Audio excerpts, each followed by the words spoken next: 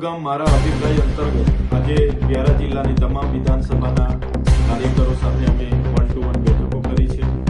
આવનારા દિવસોમાં તાલુકા, જિલ્લા પંચાયત અને નગરપાલિકાની જે ચૂંટણી આવે છે એમાં આમ આદમી પાર્ટી સ્વતંત્ર લડવા જઈ રહી છે, ત્યારે તમામ બેઠકોના ઉમેદવારોની જે ચકાસણી છે, જે ઉમેદવારો અમારા પર અપેક્ષા લઈને બેઠા છે, એમનો બાયોડેટા છે, તમામ વિગતો ચકાસણી આવનારા દિવસોમાં એ તમામ બેઠકોને કઈ રીતના ચૂંટણીની રણનીતિ બનાવાય, કઈ રીતના જીતી શકાય એ તરફ અમે આજે ચિંતન અને મનન કર્યું છે. અને તમામ કાર્યકરો, આગેવાનોમાં એક ઉત્સાહ અને ઉમંગ છે અને એ જ ઉમંગ બતાવે છે કે આવનારા દિવસોમાં આમ આદમી પાર્ટી ખૂબ મજબૂતાઈથી લડવાની છે. એક બાજુ 30 વર્ષથી ભારતીય જનતા પાર્ટીનું શાસન છે. વ્યારાની વાત કરીએ તો એક હતું શાસન એમનું હોવા છતાં આજે નગરપાલિકાના ઘણી સમસ્યાઓ છે. ગટરની સમસ્યાઓ છે, પીવાના પાણીની સમસ્યાઓ છે, સ્વચ્છતાની સમસ્યાઓ છે.